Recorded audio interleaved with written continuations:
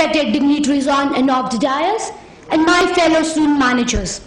It is indeed a great honor for all of us in general, and me in particular, to introduce our chief guest for the day, Mr. Robin Banerjee, Managing Director, Caprihans India Limited, a distinguished scholar and professional of eminence. Sir has a Master in Commerce and is also a qualified chartered accountant, cost accountant, and a company secretary. Sir is involved with several Chamber of Commerce and educational institutions.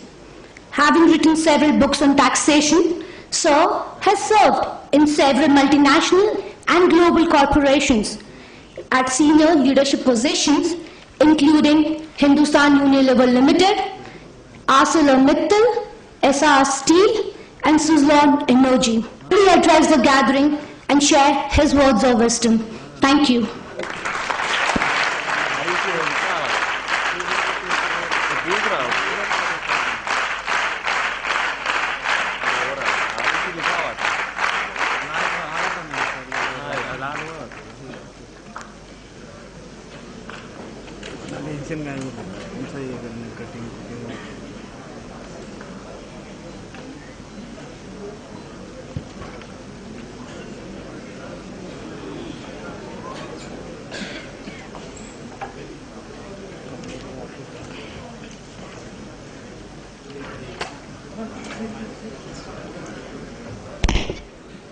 Good evening, my dear friends. It's a great honor to speak in front of such a marvelous crowd of about 800. When I was requested to speak to all of you, I was wondering what is it that one should speak. You have already spent the whole day listening to so many professors. You must be dog-tired. And now it comes another speaker. God knows how long he or she is going to speak.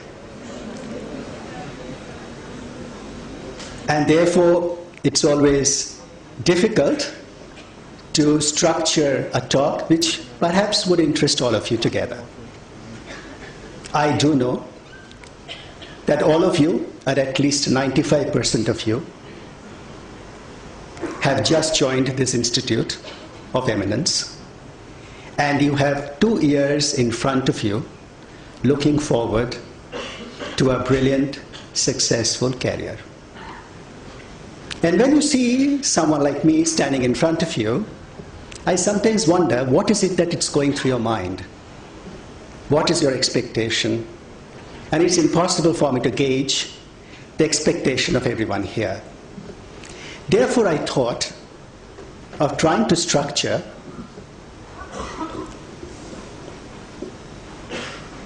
keep it there.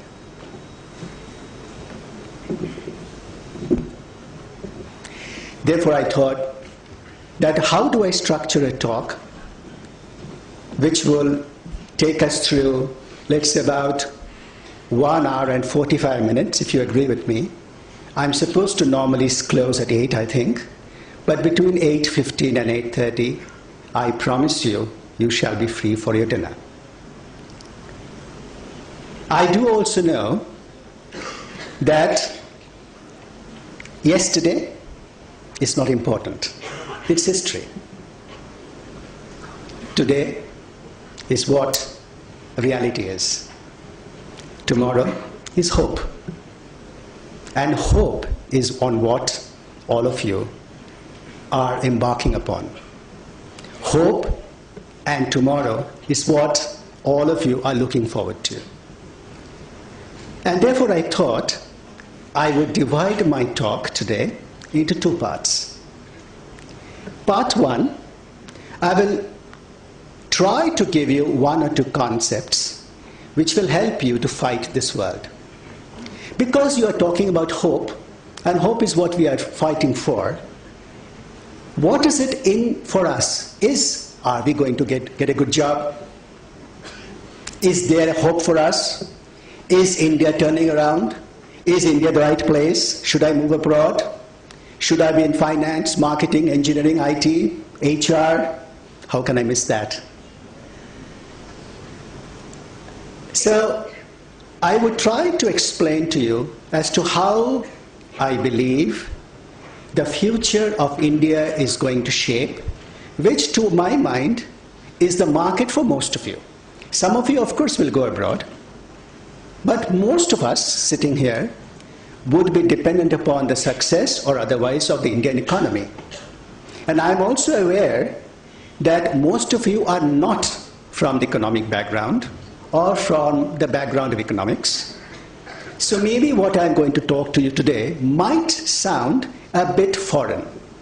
Therefore, I'll try to explain to you in layman's terms as much as is possible as to how the whole economy is shaping up. But I'll give you two concepts, which chances are that it would not be part of your syllabus, and chances are that perhaps you have not even been taught till now.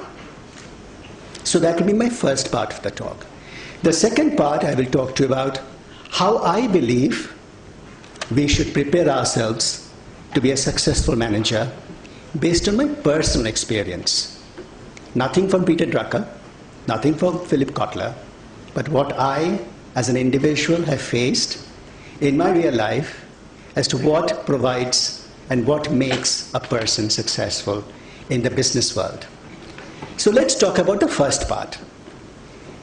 And I do know where you are hearing or you're listening to me for the next 1.5 hours or so, many a times your thoughts are, you are looking at me, hopefully, but the thoughts will go here and there, so you may not be able to concentrate all the time. I would request you if you can, because chances are that you'll be able to learn something new today. And every learning of this nature would help us to proceed and progress further in our life. But before I say all this, I want to make one rule. In a talk like this, usually it's a monologue. You know what is monologue? What is monologue? No. Monologue means I talk and you sleep. Therefore, in order to break that boredom of monologue, I'm very happy to have a dialogue. Which means as I progress, if you have any doubt, please do raise your hand and I'll be happy to answer those questions as we progress. And I'm very happy to take those questions because when I talk about concepts, it's important that all of us are on the same page as I progress. Now, as I said, I'll try to give you some concepts. Why concepts? Because, ladies and gentlemen, all of us in 2 years' time are going to become businessmen. Every one of you will become businessmen. Whether you are a marketing person, or a finance guy, or an HR, or IT, or an engineer, you have to conduct a business.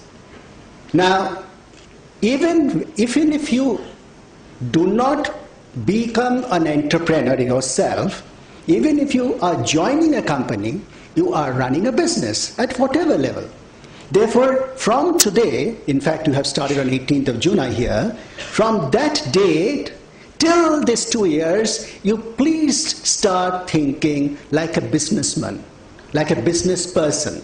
And I'm trying to enable you to think and give you some concepts which will enable you to think like a business person. Many a times we all think, are we in the right country? Is India the right place? If you look at about, let's say 3 months back, and internet you can always see, if you look at the newspapers and reports 3 months back, India was sinking. Suddenly in the last 3 months, India looks to be doing very well. And we have all been told through a marketing jargon, अच्छे दिन आने वाले हैं. वो सुन के हम लोग, we have all voted, or not all, of course most of us voted a party in power. Now the question is अच्छे दिन आने वाले हैं? If अच्छे दिन comes, then only we shall progress. You see, India is a country, I would like to give you a concept. Any country which needs progress, I'm not going to talk about if you need progress, you need political stability. I'm not going to talk about that you need infrastructure. I'm not going to talk about that you need good governance. Hopefully all of you know about this. But India as a concept will have to grow Because India has a great demography which perhaps we are not aware of. India has perhaps the best demography in the world today. What does demography mean? The constituent of the population. The demography, the way demography is defined, one of the ways is how many percent of the population is working class, which means they are between age of 15, and 60. How many percentage of the population is in working class? If this number is high, please try to understand, all of you need to start thinking like a businessman, that if the working class is high, what is happening? They are working, and if you work, you produce more, and if you produce more, the country generates more income, and if there is more production means more employment means the country starts doing better. India has the working class population which is 15 to 60. 65% of India's population is working class population. 65% is between 15 years and 60 years. Between 0 and 15, which are children, the India's population is 30%, 30. So 65% of population which is defined as working class, and 30% is 0 to 15%, which means there is only balance 5%. The 5% are the population which is older than 60 years. 60 years and more, people don't work, or, well, of course they work, but their inability to work more decreases, there is more sickness, and therefore perhaps they don't contribute to the economy as much they should. Now you will say, oh, so what does it mean? Just to give you an example, India has 5% of population more than 60 years. That you have understood? This population percentage in Japan is 22%. 22% of Japanese population is more than 60 years. Can you well imagine what's happening to that country? So India's population is young, and it is a huge working class population. This is a great demographic advantage. I want to tell you another demographic advantage. The average, it is called not average, but a median age. The median age of India's population, I do hope you understand the difference between median and average, because when it comes to population, they call it median age, which is the maximum number of times that age appears, is 27 years. The China median age is 37 years, which means that India's population is very young, and most of you are around 25, 26, 27. So you are the median of our population, which means all of you are energetic, want to do something, have a value system, and can contribute more than what you will perhaps consume. So the second advantage India has, the median age is only 27 years, which is very young. It is one of the best in the world. The third, the working class population, amongst these 15 to 60 years of age population which is more than 50 years, 50 plus, between 50 and 60, people who are 50 plus have a lot of earnings because they have earned for the last 20, 30 years, they have savings, and they start actually consuming. They want to buy more things. You know, a posh car or a higher class car or a modern telephone or a modern television are people with 50 plus ages wants to buy. This is growing in India. This is actually 35% growth, whereas anywhere in the world this 50 plus is growing only at 15%, which means the people who are going to consume more in this country is going very, very fast. And the next one, as far as working class population is concerned, this population is increasing. Today, the working class population between 2015, between 2015 and 2035, the next 20 years, the working class population is going to increase by 200 million.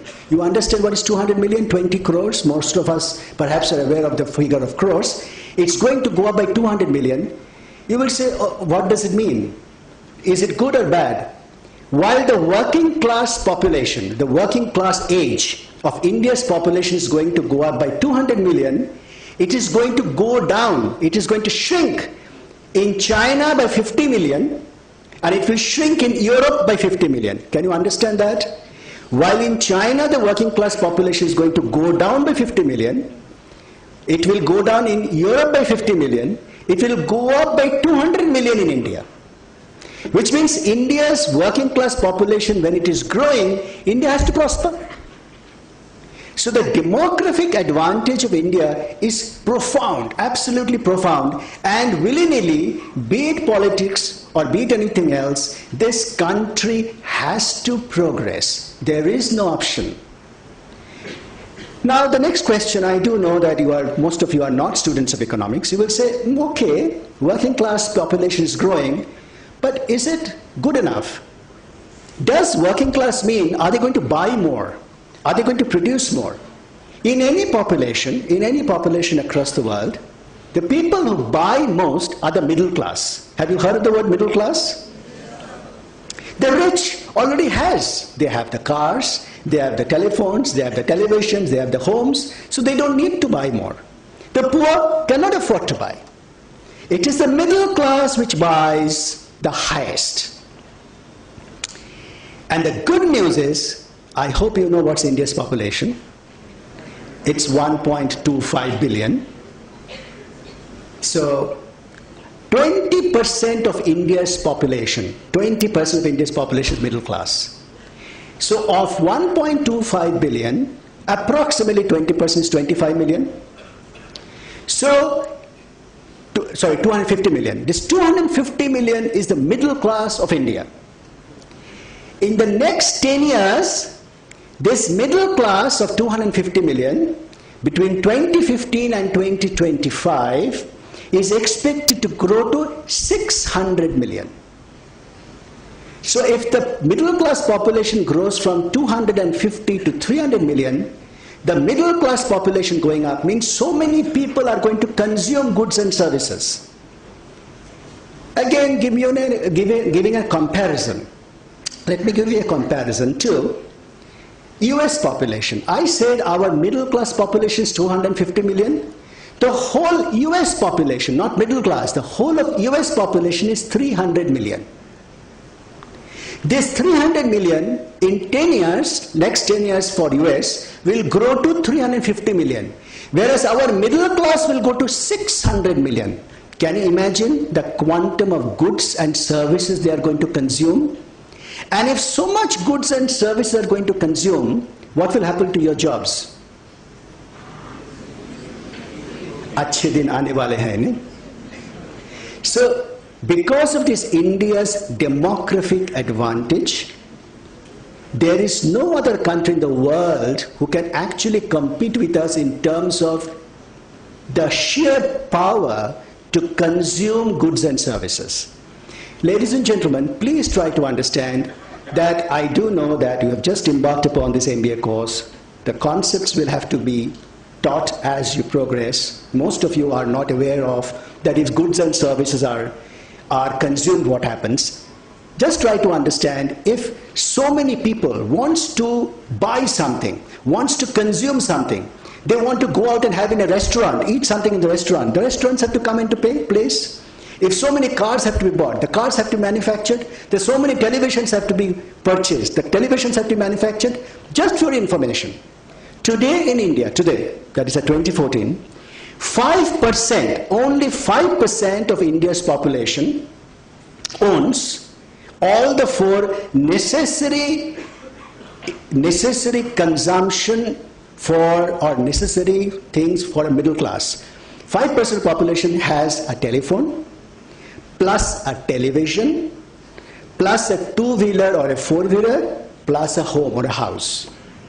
Only 5% of India's population has all these four: a television, a mobile or a telephone, a house, and a two-wheeler or a four-wheeler. Only 5% of population. India's population, I told you, is 1.25 billion. 5% of that, let us say, for rounding off, is only 50 million. But India's middle class is 250 million. Remember today. all these 250 billion are aspiring to have all these 4 things. So while only 50 million possesses all these 4, the next 200, another 150 million are aspiring to possess the television, a telephone, a house, and a car or a two-wheeler. So India has to provide them, and they will consume, and if they consume, they provide, means more manufacturing and trading has to take place, which means more jobs have to emerge, and that's good day for all of us. You agree to this? Yes. Any questions? Silence means non-understanding. I want to give you one more concept. One concept I told you, that India's demographic advantage is a sure recipe for India's success. As a concept, how does a country progress? What makes a country progress? Is it communism? Is it capitalism? Is it a system of political environment like democracy or dictatorship? Is it monarchy? Do you know that answer?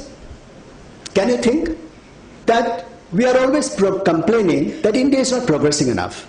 You go to Germany, you will see Germany is not progressing enough. Go to Russia, you will find Russia is not progressing enough. You go to Middle East, they will say they are not progressing enough. In any system you go, you will find they are saying we are not progressing enough. My dear friends, believe me, the economists have been carrying out research for several decades to find out which is the best way to run an economy. And no one knows the answer. Which is the best way to run an economy, and no one knows an answer. But before what is the best way to run an economy, I would like to throw it for you. Do you know what shows that economy is doing well? What proves an economy is doing well? What will ever prove that India is doing well? GDP growth.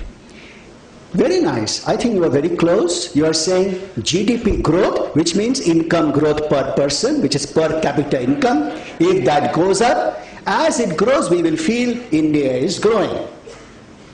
But if GDP grows only with the rich and the poor remains where they are, will you be happy? Then that is not growth. Obviously that is not growth. A growth has to affect everyone. Isn't it? A growth has to influence everyone in a country. Then that growth means real growth. So in order to understand that, there is a concept called Gini Coefficient. Gini means G-I-N-I. I'm not too sure that anyone has studied this in your statistics, but this is something which is not talked about and perhaps not taught. Gini coefficient, whenever I say coefficient, it means there is a numerator, there is a denominator. So of course it will give a number.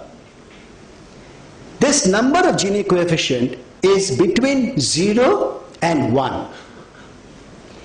If the Gini coefficient is 1, think, if the Gini coefficient is 1, it will mean all the income of a country is concentrated in one individual.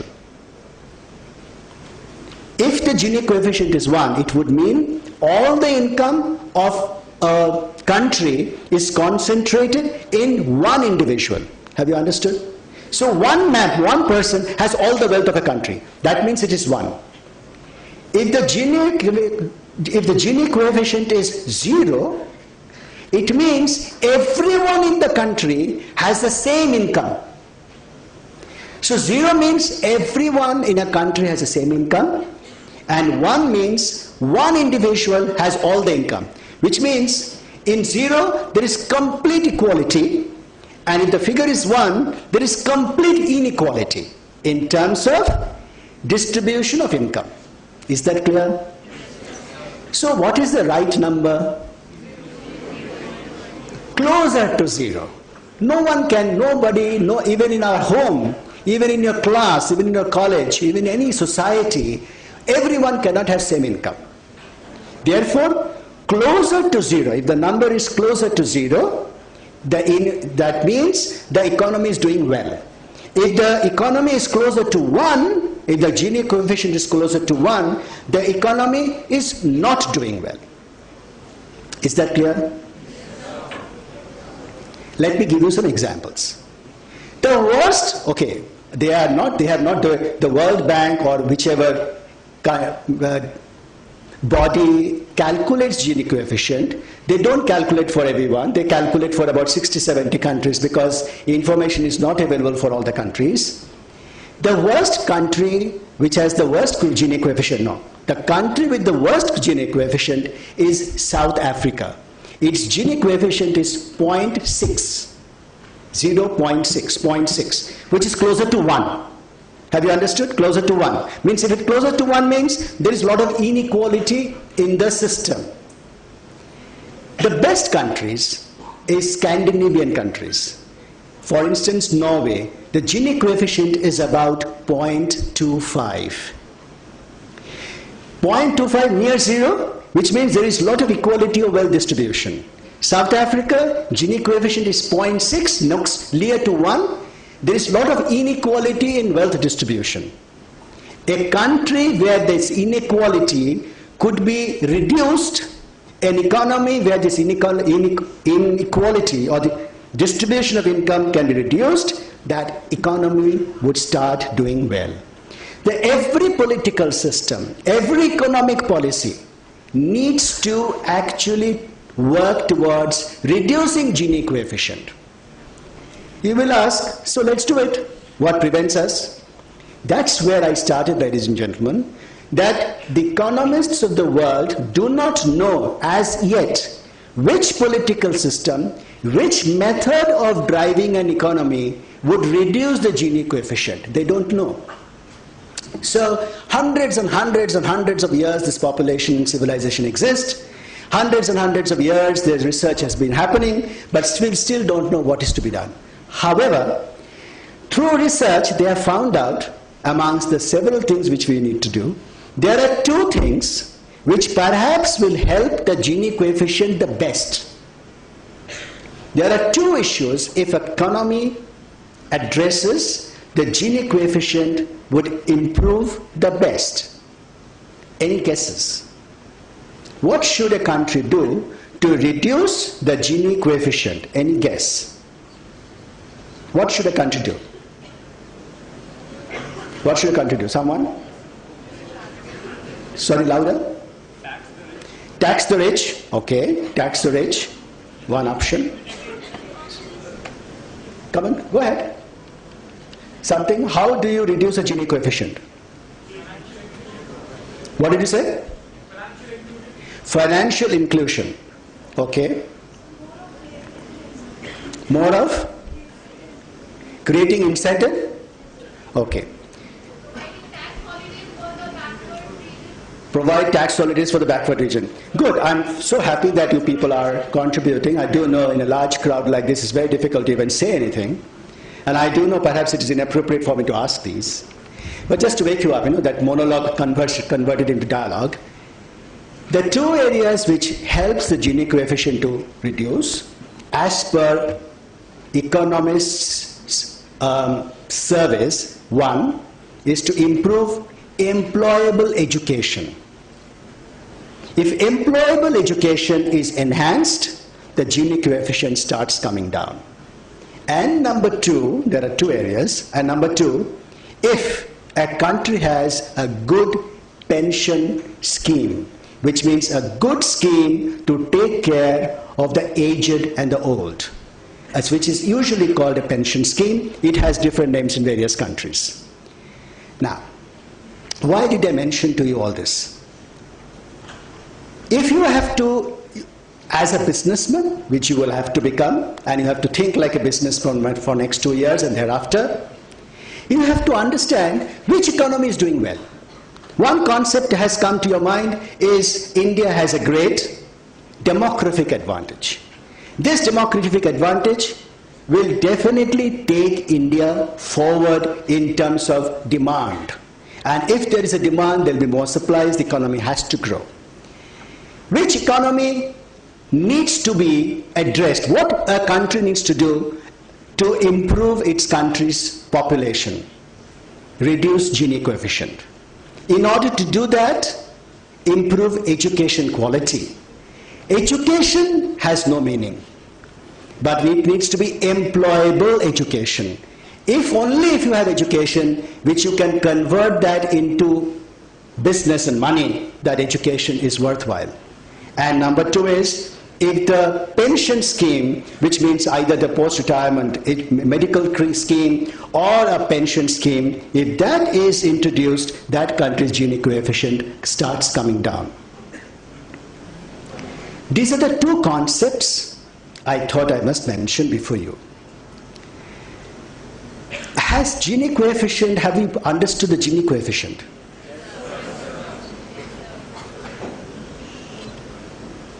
Many a times we say, India is not growing. India has just grown last year at 4.7%. The GDP has grown 4.7%, which is we just saw in the budget papers, so much of discussion has taken place. I do hope and would like to suggest to all of you, start understanding these issues, like what is growth, what is India's growth, is 4.7% good or bad? Ladies and gentlemen, it is not bad. How many countries in the world now is growing more than 4.7%? Please do an internet search. Go to study the Economist magazine and you will find out of 185 countries which are tracked regularly, there won't be more than 10 countries who are ahead of us, and many countries of course are very small, may not be even comparable, but barring China and Russia, hardly any other countries of our size are growing faster than us. Last 10 years, which is history, India has suffered to some extent. Why India has suffered? India has suffered because of the inherent incapability of the government to provide permissions for entrepreneurs to put up a factory, put up a manufacturing base, put up an economic activity. If those permissions can be granted faster, the economy will automatically move.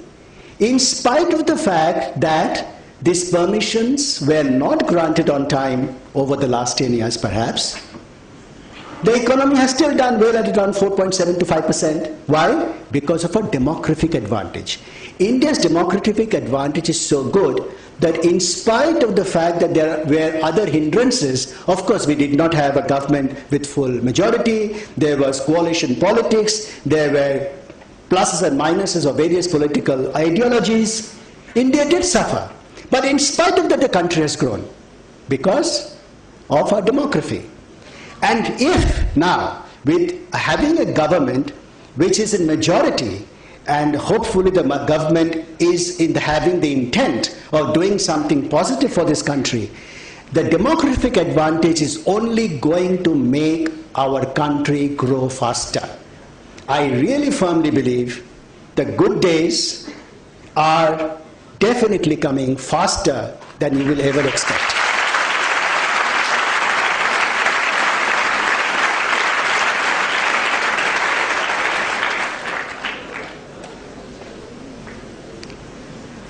Having said that, how do we prepare ourselves for the good days? The most important question in all of your mind. Actually, in today's ET, there is a survey. Am I audible? There is a survey, and which gives the top 10 countries. In those countries, number of average days to start the entrepreneurship, or the number of average days to start our own business. So on the first there is a Singapore, and on the second is a New Zealand, which requires only 1 and 2 days. And the saddest thing is India ranks 137th on that list, 134th, I'm sorry, and which requires 27 days to start the entrepreneurship or the business. And according to the statistics we have given just right now, that the middle class consumption is going to raise up. So if there is a possibility of a hazardous effects, that the supplies goes on, supply is increasing and the demand is increasing and supply is so less. So is there any chance to increase that or minimize the average days to start the entrepreneurship? You have raised a very valid point. I wasn't too sure whether I should mention this to you all today as a concept. There is a concept called ease of doing business. There is a body called Transparency International. This Transparency International is a body under the World Bank. The Transparency International rates 189 countries in the world. By the way, I don't know whether you know how many countries exist in the world. Any idea? Yeah, it's about 206. It can be plus and minus depending upon whose country has put a flag. But last time, in the last Olympics, I think 204 countries participated. So let's say about 205. The Transparency International rates, and it's a very important concept, ladies and gentlemen, don't be impatient. 189 countries are rated. This Transparency International rates ease of doing business. Which country you have the greatest ease of doing business, which my friend said is Singapore, and which country is the worst place to do business? Any idea? Which is the 189th country of the world? As I am speaking, maybe you would have done some Google already. It is called, the name of that country is Chad, C-H-A-D. That's a 189th country. India is around 135, 136. The good news is there are 50 countries below us, isn't it? Don't you feel good about it? So of course not. But having said that, the Transparency International rates a country of these ease of doing business. How many days does it take to start a company? How many days or a business? How many days does it take to close a business? A very important part is contract execution. And all of you will learn it in your legal classes, that whenever you do business, you enter into some sort of a contract. Let us say you want to purchase something from Indonesia. You want to purchase coal. You enter into a contract. You put up a factory, and the Indonesian factory company says, no, I don't want to supply coal. What will happen to your factory in India? Can you go to Indonesia and force the Indonesian court to tell that fellow, no, you have to supply the coal because you have entered into a contract? That is called contract execution. If a country has good contract execution, people want to invest more because they know that if there is a problem, I can go to the court, I'll get an order very fast.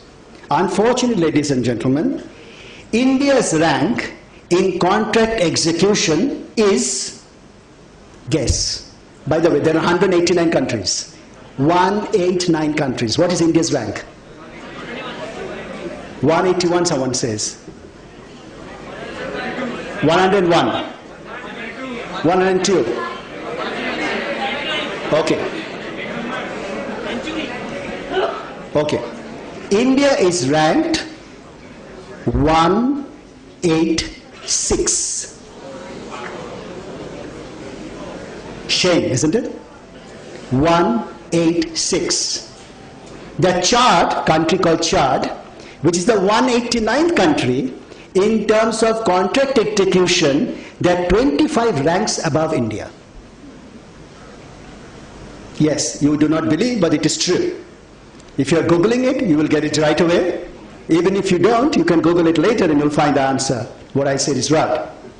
So, ladies and gentlemen, India has a great demographic advantage. It has to therefore grow.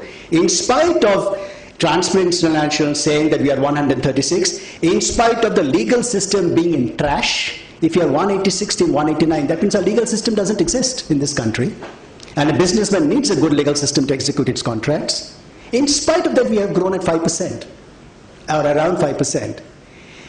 Primarily because of this concept of demography. The democracy is pulling this country up. If, just imagine, if we can fix these 3-4 issues of starting a business faster, think. Wherever there is an entry policy, that means all of you have entered this room in your own volition. Nobody has obviously kicked you, no? Maybe there is some pressure, I presume, that you have to attend in spite of the bad talk which will go on. But you have a pressure, you have the liberty to move out. The exit doors are open. Nobody would come to a room when you know that if you suffocate, you can't move out. In the world of business, always remember there needs to be entry policy and there needs to be exit policy. If the business is not doing well, you should be able to shut shop and go away. In India, the exit policy is very poor. You cannot shut shop easily. So if the entry policy and exit policies can be improved and can be hastened, if the legal system can be tackled and we are 186th, we can't become worse, a linear improvement, our growth will be much more faster. In spite of this system, we are growing at 5%, around top 10 of the world, which means that surely there is something which is going right. And that what is going right essentially is a demographic advantage which we have. Does it make the concept clear? Now you're convinced? It works? Good, you raised this question and helped me to answer this question well enough. Excuse me, sir. Yeah. Sir, to your left. Sir, relating to his question, like in budget, Arun Jaitley said that they are giving 10,000 crores, 10k crores for startups. But in survey and the articles as given in today's ET, it's not good. Startups are not happy. So how can we relate, government allocating fund, but still they are not happy? What's the reason? Happiness is a state of mind.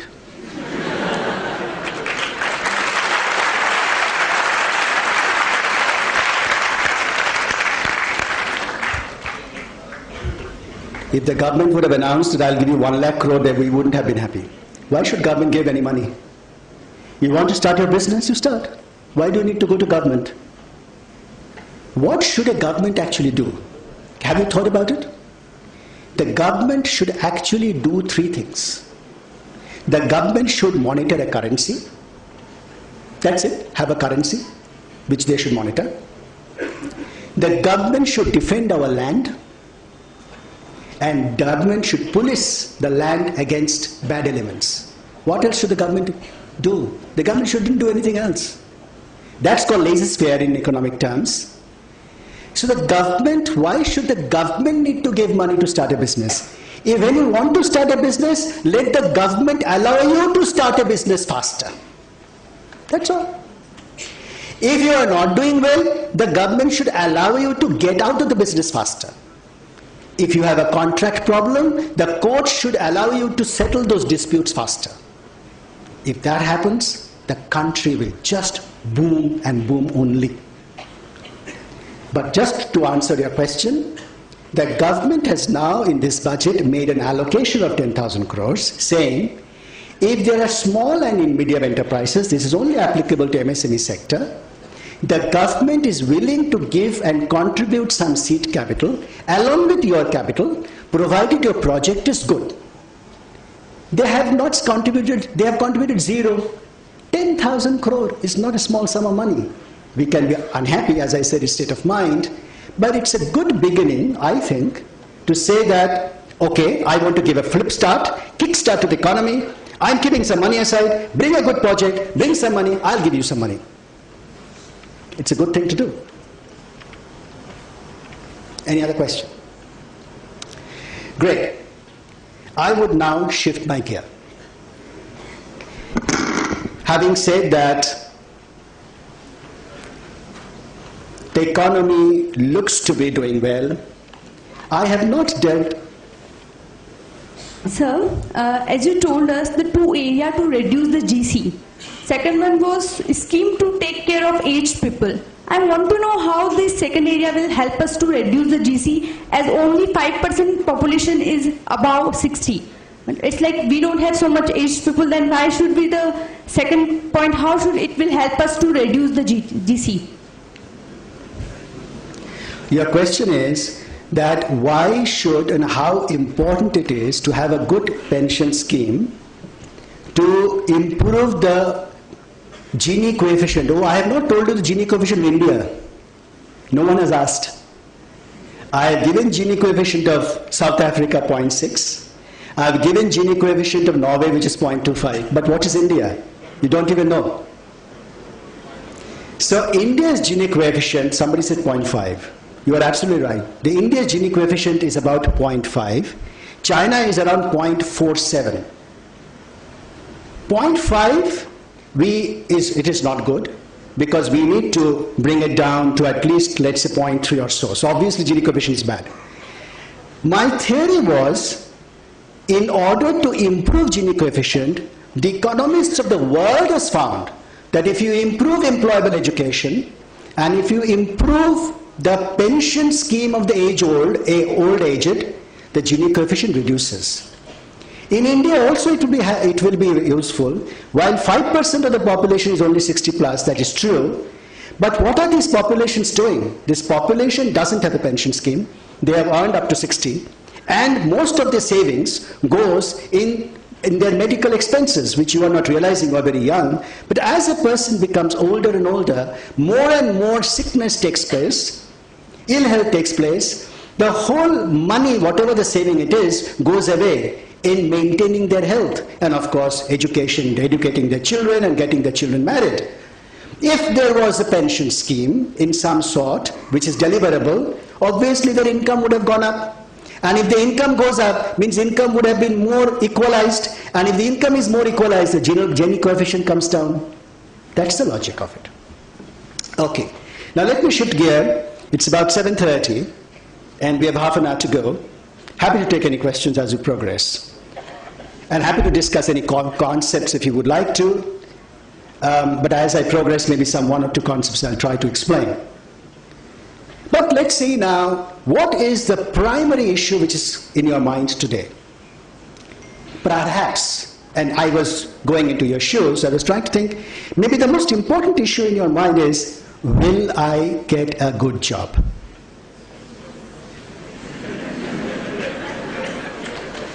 Got it.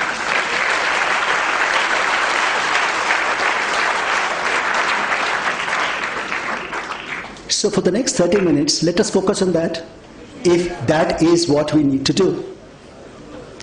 What makes us to get a good job? And I will be the happiest and will really be having great pleasure if I get to know that all 800 of you, of course, have got placement in the campus and have a great job. So the question is, how do we do it? How do we get it done? Now, I'm not going to tell you some do's and don'ts. I don't know some do's and don'ts.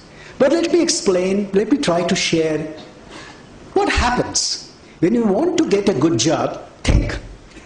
You want to get a good job, what will happen? You will be called for an interview. I'm not saying how the CV should be written. Hopefully the CV is written well. And hopefully the institute is going to train you how to write a good CV. But when you go for an interview, there is an interviewer sitting and you are walking in. The first impression, the interviewer will look up to you and see you walking in. That interviewer is going to make up in his mind or her mind how good or bad you are. That's the first impression. In 2010, about 4 years back, there was a survey conducted in the world of 440 companies, which included Google, Apple. They interviewed the HR managers.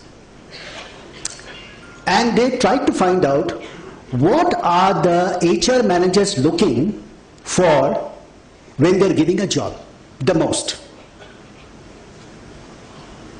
And the most important issue the HR managers or the interviewer is looking at. Guess? Any idea? What are they looking at? How you present yourself. Confidence. One more. Knowledge.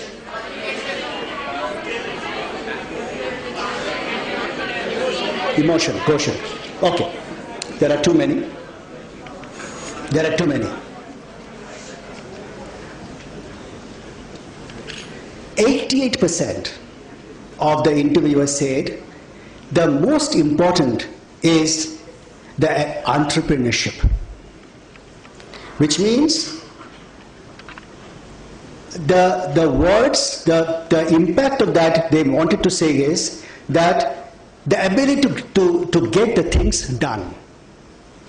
Entrepreneurship is an interpretation of the ability to get the things done.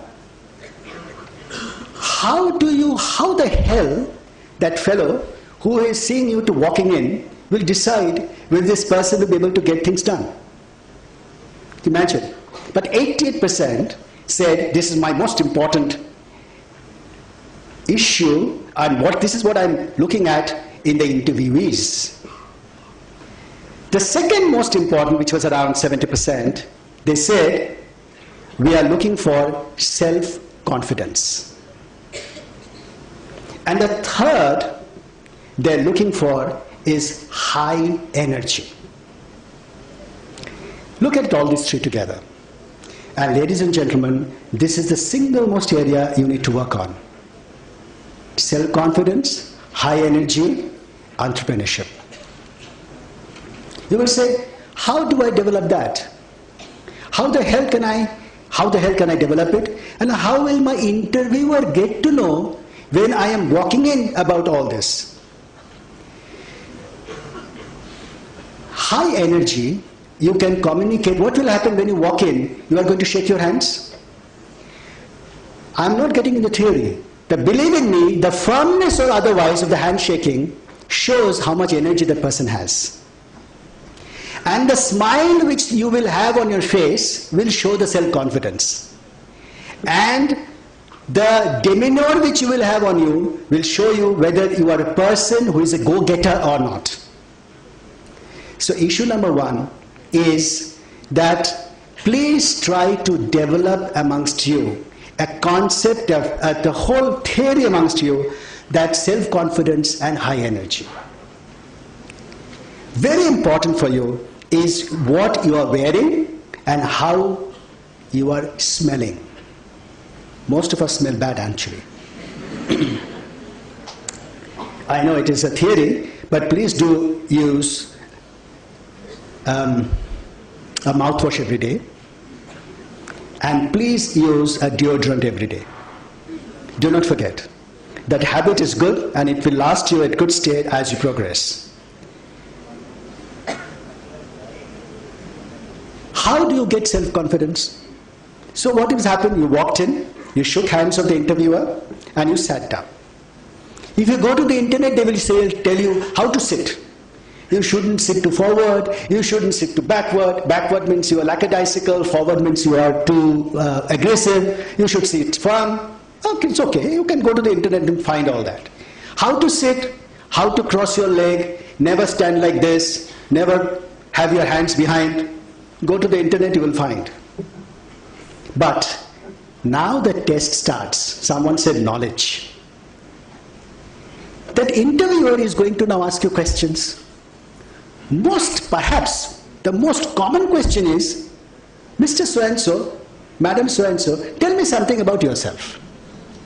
This is your first question which will happen. 90% this is your first question you are going to get. When you know what is the question, might as well understand that I have interviewed more than maybe 10,000 candidates in my life. Many of them said, sir, it is written there. Wow.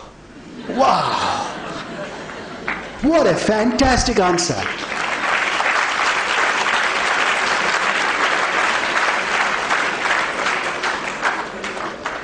So obviously he gets the job, isn't it? So the classical answer to this is, prepare yourself, believe me, prepare yourself for telling about yourself between 120 to 180 seconds, 2 to 3 minutes. Most interviewers, they lack patience. They will teach you patience, but they lack themselves. Most interviewers, you will find, their span of attention is very small, very less. You understand span of attention? It is all applicable to you also. Your span of attention would have fluctuated as I have been progressing. Am I right? Sometimes you've understood, sometimes you're not, sometimes of course you're thinking about something else, sometimes you're back here. So span of attention has fluctuated. Just imagine that interviewer who would have interviewed several, would have had a bad day, we don't know, would not have got promotion in his office, and he's interviewing you, he or she. So his span of attention is very small. If you say anything more than 3 minutes, I can assure you he or she has not listened to you. So tell about yourself, tell about what you have done within the 2 to 3 minutes. What he or she is trying to understand from you.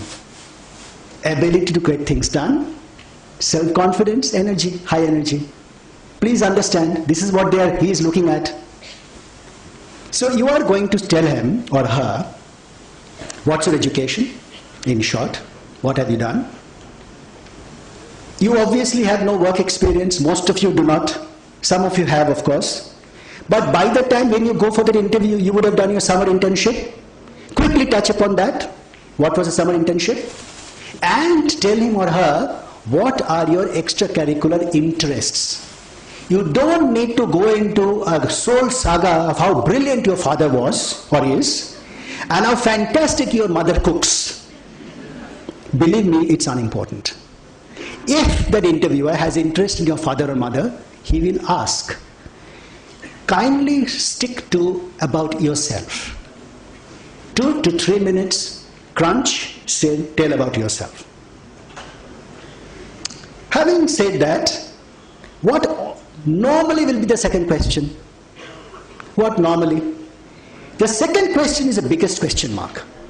You will never know. No, it is very difficult to know what the second question would be. First question, you can more or less know this is going to be. Second question could be anything.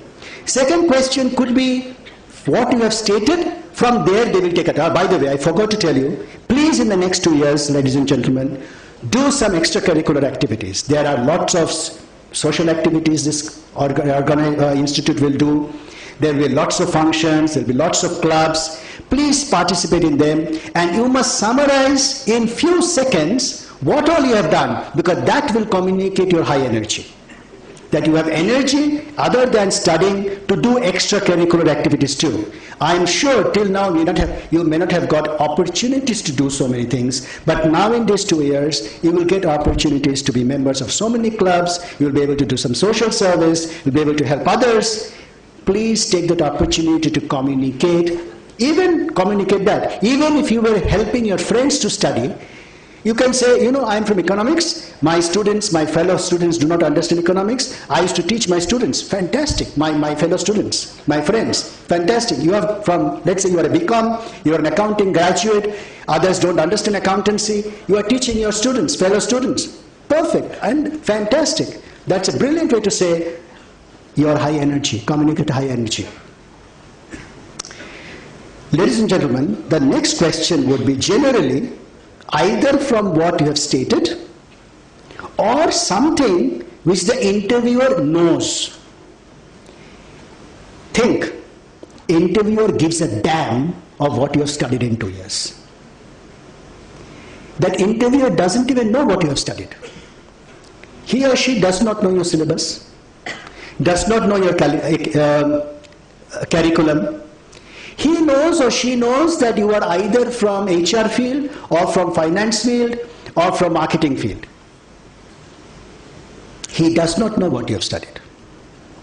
Think. Therefore, if you mug up all that what you have studied and think you would appear for a great interview, you are in a fool's paradise. It's not going to happen. So think, what is he going to ask? Normally, he is going to ask what he has learned that day morning, which is nothing else but the newspaper. So what he has read in the newspaper that day morning is fresh in his mind. Usko pata hai. So he might ask you on that. So chances are that you will be asked on a topic which is of general interest. Think, which is of general interest. That's how he is going to understand and try to figure out whether you are a holistic man. Most entrepreneurs, most interviewers, most employers are actually looking for an entrepreneur. and a person who is flexible. Please don't tell anyone, the interviewer, you know, I am marketing, मेरे को तो खाली marketing करना है. Your job is gone. No employer wants a lifetime specialist. He is not employing, he might get you as a marketing team, but he would like this person to succeed in other fields also, because an entrepreneur is not just marketing entrepreneur. He has to understand how money has to be brought, how money has to be maximized, where to sell, how to manufacture, what are the control systems, what IT systems I should have in the system, in the company. So a generalist is what an employer is usually looking for. So the second issue, please keep your eyes and ears open about the general economic developments around. Therefore, read the economic newspapers every damn day. Every day read an economic newspaper. I don't know whether 50% of you even read it, but please try to get into the habit. First few months will be disastrous. I can assure you if you have not read it so far, but as times progress, you will find that economic newspaper you must read every day morning, otherwise you feel something is missing, as newspapers are. Habit of reading newspaper and an economic newspaper is very important. Now whether you read it through a physical copy or through internet is unimportant. The third, why does, and I am now asking very openly, why does those IIMs get average salary more than anyone else? Are they better? Are their curriculum better? Answer is no. They also learn finance, you will learn finance. They learn marketing, you will learn marketing. They have read Kotler, you would also read Kotler. What difference will it make? So, no. Brand value, I don't believe. There's nothing called brand value. At that interview, it's like, you know, being an IIM, that's a passport for an interview. Means in IIM, maybe the Google will go, or Wikipedia will go, or Apple will go, Unilever will go, Hindustan Unilever will go. Doesn't matter. If Unilever doesn't come, there are other companies in the world. But that is just a stepping stone. I do understand that. That's practical and reality. But hopefully, their understanding of the subject which they have studied are better than others. And that is what is important. The curriculum is the same, ladies and gentlemen. They have also studied finance as you have studied. They have also studied marketing as you have studied. Whatever you are going to study in the next 2 years, study with the basics of understanding. Let me give you an example. You have not studied this, I know. Do you understand something called Maslow's law? Okay. Many of you would know, many of you would not know. Now Maslow's law, M-A-S-L-O-W, Maslow's law may or may not have been taught. But the interviewer can ask, because it's a generic term, Maslow's law. Do you understand Maslow's law? Do you understand Malthusian theory of population? Generic stuff. But it is good to know. Maybe it is studied, maybe it is taught, maybe you have not taken it seriously. Oh, last year it came, so it will not be asked. So, Maslow's law is nothing else but if a person is in dire trouble, the first thing that an individual human being wants is food. Once he or she gets food, the next thing he wants is clothing. After he gets his clothing, he wants a shelter. After he gets all this, the last thing which an individual human being wants is self-esteem. That's why you will find so many rich people, so many well-to-do people are wanting to become a politician, a minister. They're not asking for money. They want self-esteem. Minister ban gaya. Samne lal batti wala gaadi hai. There is a flag. That's self-esteem. 100 million people around me. Self-esteem. That's the last need of a human endeavor or requirement. That's Maslow's law. Common sense. But you should know. Concept, it's a concept, nothing, whether it is studied or not, taught or not, doesn't matter. In finance, I hope you will understand when as you progress, you will read accountancy, I know, you will need financial management, I know. But what is the difference between IRR and NPV, net present value versus internal rate of return? Of course you will not understand now. In the examination hall, you may do IRR, internal rate of return.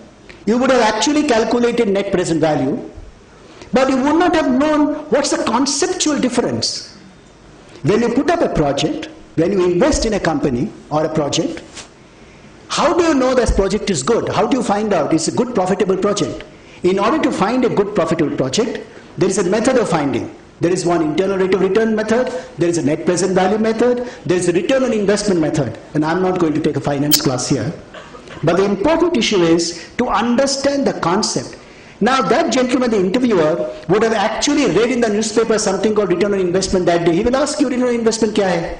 You will have to explain very simply what is return on investment, and he may ask you, return on investment, is it high for a software industry or higher on manufacturing industry? You should be able to understand that. That is common sense, that is general knowledge, that will be understanding of the concept which you are going to study. It will all boil down to, ladies and gentlemen, whatever you are going to study in the next 2 years, try to understand the basic concepts. It's not important to understand. First of all, I don't think it is important to stand first in the class, honestly. Of course, the first boy or the girl will come here and get prizes. But how many first boys and girls have been successful in life, I don't know. A first boy or a first girl, of course, you have to answer these questions and answers very well. But the most important thing is, do you understand the basic concepts of whatever they are going to teach you in the next 2 years? Very important. Your life cannot be, the success in your life cannot be stopped if you know that. If you know what are the basic concepts. So having said that, as you progress in the interview, what may happen? In the interview, you may be asked simple questions. Sometimes after an interview, you will say, the interview did not go off well. You know why? That question, he asked me, what is the weight of the earth? I did not know. You ever heard my question? What is the weight of the earth? I did not know. Who knows? Does he know? That was just a joke, of course. No one knows the weight of the earth. But the question here is, that there will be in an interview, out of 5 or 6 or 10 questions or discussions, you may not know 1 or 2 answers. As you are progressing, if you have not been able to answer one question, do not feel uncomfortable. You must have, in life, in order to succeed, please remember, you need to be thick-skinned. Do you know what is thick-skinned? Have you heard of the word called thick-skinned? Thick-skinned will actually help you to progress in life. As you progress in life, you will find sometimes success is coming, sometimes success is not coming. Usually sports people are thick-skinned. Why? Because many times they have not succeeded. Think of Virendra Sehwag, the best batsman. How many times has he scored 0? And how many times he has scored triple century? Highest number of zeros, highest number of triple centuries. Of course, it is inconsistent. To my mind, he is not a good batsman, because consistency is very important. But because he was thick-skinned, he didn't mind scoring zeros and 10s and 5s. He came and he was as if he is playing for the first time and nothing happened in the past. Very important. Be thick-skinned. It starts from your interview. In the interview, if there are 1 or 2 questions you did not understand or answer because you need not know everything, you should not be shattered at all. Be thick-skinned. As you progress in these next 2 years, one of the biggest pressure you will have is a pressure from your colleagues. Peer pressure jisko bolte hain. You will have a lot of peer pressures. Am I right? You know, a friend is doing well, or a friend is doing something else. Friend is saying, no, I'm going to get a job. Or friend is saying, my father is so and so, I'm going to join his business. It's a multi-billion-dollar business. Ignore all these. Ignore. Be thick-skinned. This concept of thick-skinned will really help you as you progress in life. I don't think it will be mentioned in any books, but that's fact of life. Important, as you progress in the interview, be patient. As you progress in life, be patient. Do not expect result overnight. As you're progressing with this course, also be patient. Don't think in first month itself, you have to learn everything so that you can appear for the interview. Otherwise, there wouldn't have been a 2 years course. You can't learn everything in the first month. Patience is a big virtue in human beings. Being patient. Patience also helps one more thing. Most of us love to hear our own voice. Most of us are poor listeners. Very important is be a good listener. When I'm talking about being a good listener, I want to just touch upon how do you learn as you are learning next 2 years. What is the best way to learn? I'll give you an example. Have you heard of Winston Churchill? Yes. He was a very successful individual in the world. You know how he used to learn? Whenever he used to read something, he used to write down. He said, my learning is by writing down. Have you heard of a person called Beethoven? Yes. The greatest musician the world has ever produced? Beethoven is to draw things. And he drew millions of caricatures, millions of formats. But when he died, people found that Beethoven never touched what he has drawn. What happened is, Beethoven's way of learning was by drawing. That's how he learned. It is not that you refer to it, because some of you would like to write it down, it's better learning. Some of your learning will be based on reading. Some of your learning will be based on hearing. So, whatever is your learning method, please follow that learning method, because just because your fellow student is learning through some method doesn't mean your learning method should be same. So again, peer pressure. Peer pressure should not involve or impact your own preparation. Nowadays, most of us are carrying a mobile telephone. And I think most of us will have something called a WhatsApp. Am I right? All of us will have a WhatsApp. And in WhatsApp, you keep on getting lots of stuffs. Good stuff, bad stuff, whatever it is. And I keep on seeing that Ratan Tata has given a speech that is there in WhatsApp. Mr. Premji has given a speech that is given in WhatsApp. Chetan Bhagat has given a speech that's in WhatsApp. Most of these WhatsApp speeches, or if you go to the internet, you will find that they are saying, enjoy life. Life is short, enjoy life. Am I right? Most of them are saying. Honestly, I'm not too sure whether that is true. Enjoy life is fine, but there is no substitute for hard work. No substitute. In India, let me give you an example. Do you know who is the highest paid professional executive in India? The highest paid professional executive, who is not an owner. Sorry?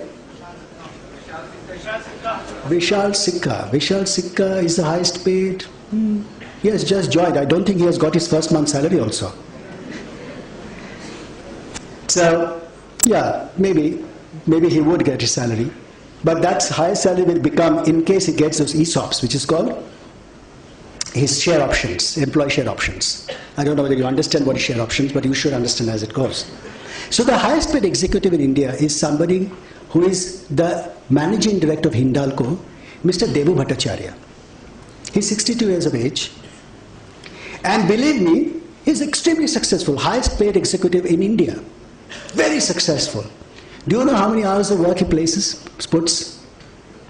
He works, believe it or not, 365 days a year. He's in his office 365 days in a year. Every year. He works between 7 a.m. and 8 p.m.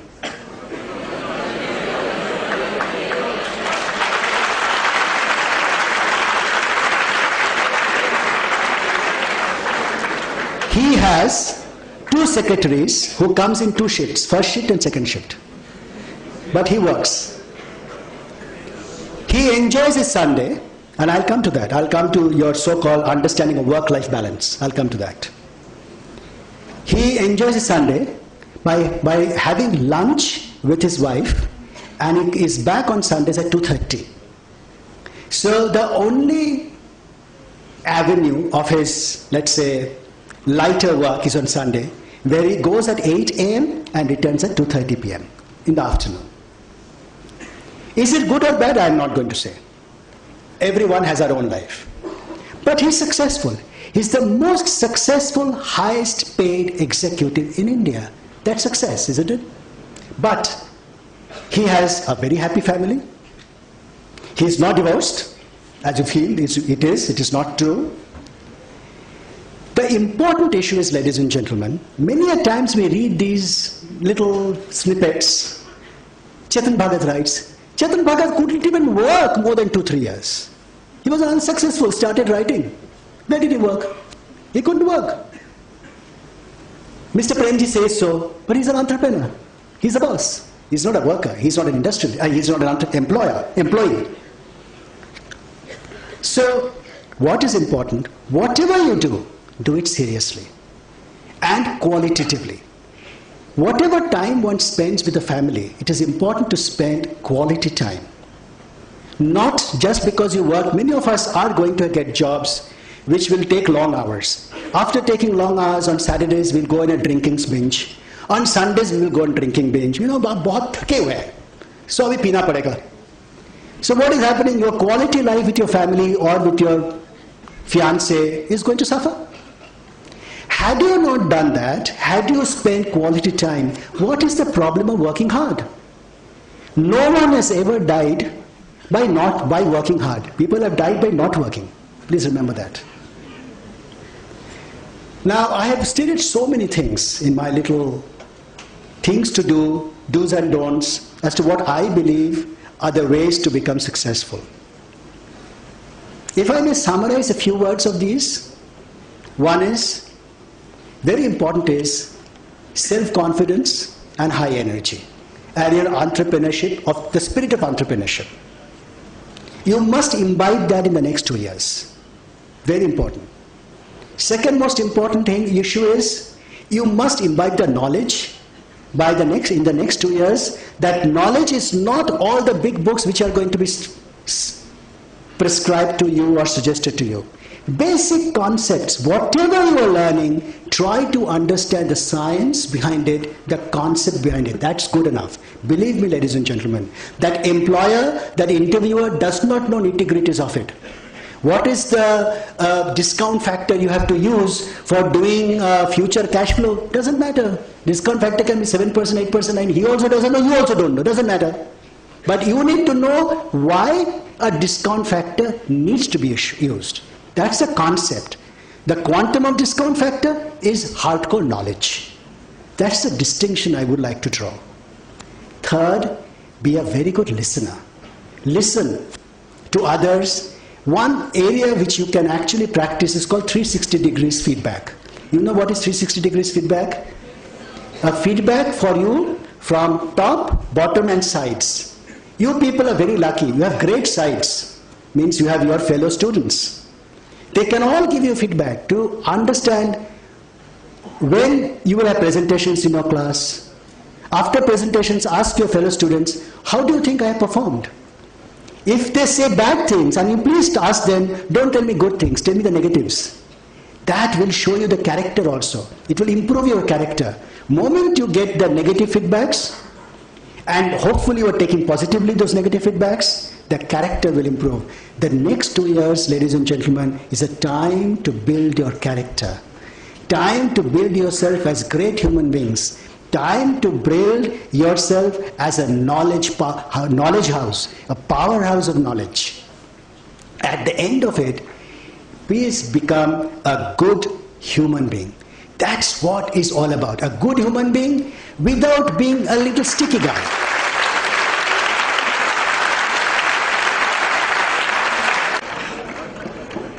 Happy to take any questions. Doubts, don't agree, disagreements, criticism.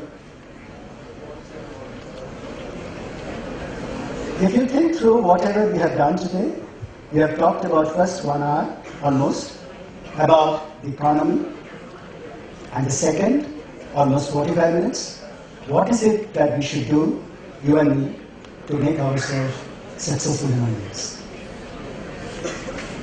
Questions, ladies and gentlemen?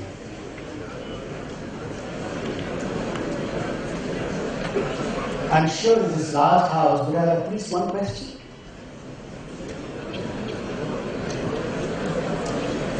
Great.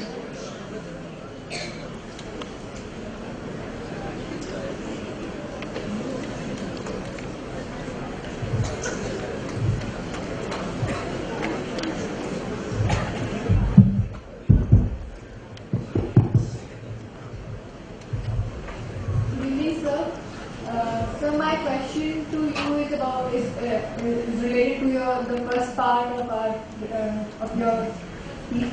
So you said that job will increase and demand for goods and services will also increase. But as far as I've read economics, I have been studying that resources in India is scarce. There is scarcity of resources, and or you can say there is inefficient utilization of resources. So what would you like to say in that? Let us take this example that our middle class, only 5% has the television, has all the four things which are essential for middle class: a house, a car, a TV. Only 5% has it. Whereas our middle class is 25% or 20%, 150 million. That's why it grew from 250 million to 600 million. So the number of people who are going to aspire for these four things are going to enhance. Let's take this example. They will all now meet their phones on a mobile. That is manufacturing. For manufacturing, someone will put up a factory.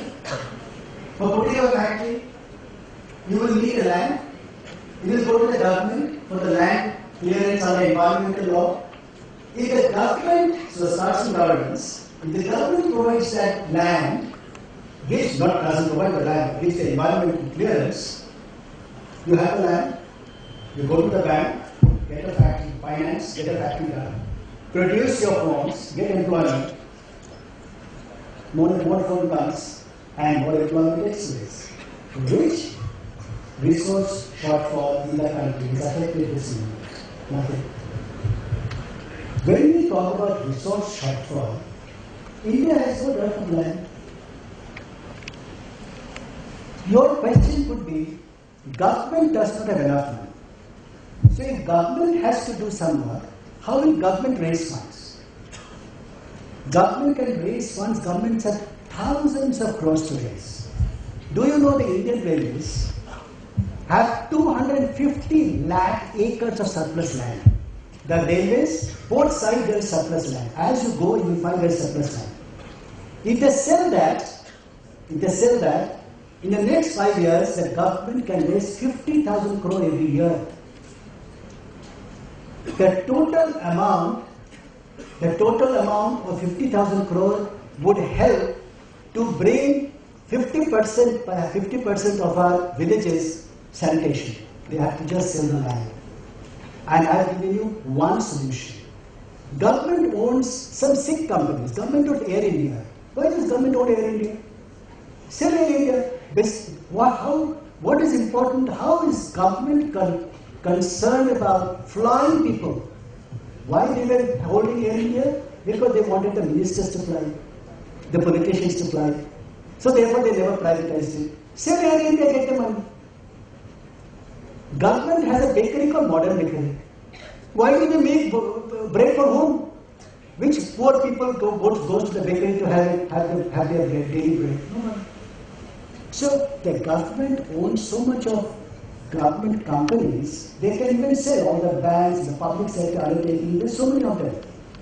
The only issue is, we have heard there is lack of resource in the government.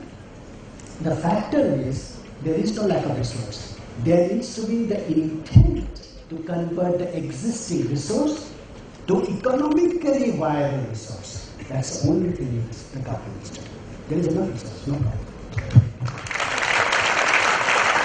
We have power plants, 25,000 megawatts of power plants, which has been constructed but are not generating power because there is no coal. There is no coal. And India is sitting on coal. Just imagine the dichotomy. We have coal, but the point is our coal is where it is lying, where it should not belong to. It is lying under the ground. It needs to be brought up.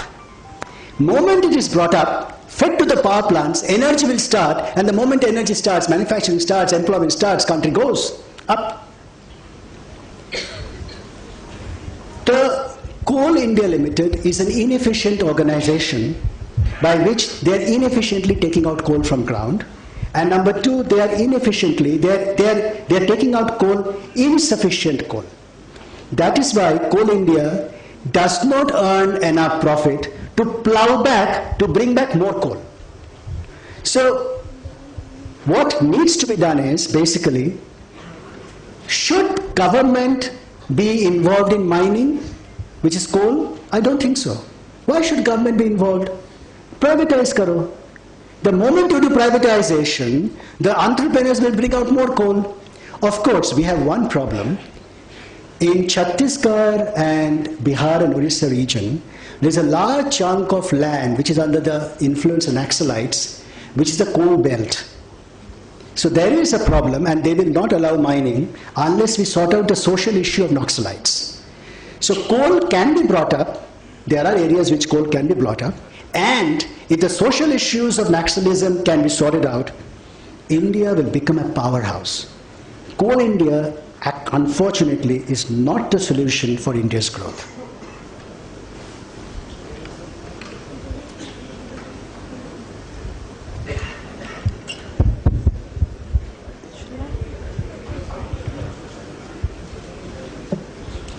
Good evening, sir. Sir, here. Sir, throughout the entire speech, what caught my attention was the concept of being thick-skinned, like you said. Sir, like you elaborated on why and what part of it, as in why to be thick-skinned and what is necessary. So can you just say how to become thick-skinned? Because I realize it's very important. It's a matter of habit. Okay. Just be thick-skinned from today. In 2 years you will become thick-skinned. Sir, alright. Now the implications, as I thought of, being HR, we are taught to prioritize the people first. So tomorrow, being in an organization, I'll have to take certain decisions. I know that's good for my department and organization. But if I see, maybe it's pretty harmful for the people working under me or people working with me. How do I become thick-skinned over there and take a decision? Good that you asked, because I think there is a dichotomy in the understanding. Thick-skinned does not mean you will have ethos for your people. Thick-skinned doesn't mean that you will have no value system. Thick-skinned doesn't mean that you will not become a good human being. Thick-skinned only means that should there be a non-success, should there be a negative vibe, should there be a failure, that should not affect your progress. That's it. Thick-skinned does not mean the values for which human beings exist needs to be dumped. No, not at all. It only means failures should not bother you. Move, keep trying, success will automatically come. Thank you, sir. Hello, sir. Good evening, sir. So my question is related to aviation sector. Today I read in newspaper, Government of India invested lots of money in aviation sector, start new flights, domestic flights, improving new airports, just like, we know, sir, revenue, aviation sector revenue is decreasing day by day. So I do not understand. So what is the purpose? Government invests lots of money, but revenue is decreasing. So sir, what is the strategy behind this? Any country can progress. Any country progresses if there is a good infrastructure. People and goods needs to move from one place to another. For instance, in Thar desert, there is no water. Water needs to travel from a river, which is in plenty in the next state of Gujarat. So if the water can travel, you can transport water to Thar desert. The desert can flourish, That is economics. You need to move things faster. Air is a method of moving things, goods and people, passengers. Therefore, government naturally wants to spend and on the infrastructure. So what the government has done, earlier government of course had an airlines themselves, that is Air India, which need not happen. Government's job is to provide basic infrastructure like an airport and a runway. So they have come out with a concept of PPP model, which is public-private partnership. These new airports are not owned by government. It is semi-owned government, semi by the private sector. Like you see GMR. So they own partially that airport. The revenues from the aircrafts landing, going, passengers coming in, going out, are then shared by these investors who have put up the airport. Unless the railway, the road and the air transport system improves in any country, economic activity cannot happen. For instance, I'll give you an example. Madhya Pradesh grows tons and tons of tomatoes. Do you know 85% of tomatoes in the world, in India, goes waste? Only 15% either reaches the market or is converted to tomato ketchups. Think if the balance 85% or 80% would have been converted into ketchups, we would have been the world's largest tomato ketchup exporters. What? Tomato lasts only for a few days. So if there could have been an airport or an airlines or some system by which quickly from the villages, from the forests, tomatoes can go to the crushing centers, we could have just flourished. But there is no possibility. कहाँ मध्य प्रदेश है, कहाँ Bombay airport है, Delhi airport है, कुछ नहीं हो रही है. Neither there is good road. In fact, there has to be a multimodal system. For saving tomatoes, you have to not only have good roads, good warehouses which will store these tomatoes in minus temperatures, cold temperatures, and also aircrafts, because then the tomatoes can be exported outside the country for converting to ketchups. We can have there can be ketchup plants in Middle East or Singapore or Malaysia or Thailand, but we are not able to do because we do not have the infrastructure to do so. 80% or 85% tomatoes goes waste. Infrastructure hota tha, kya hota tha, ab bata. World's largest export of tomatoes hum log hote the, but we are not.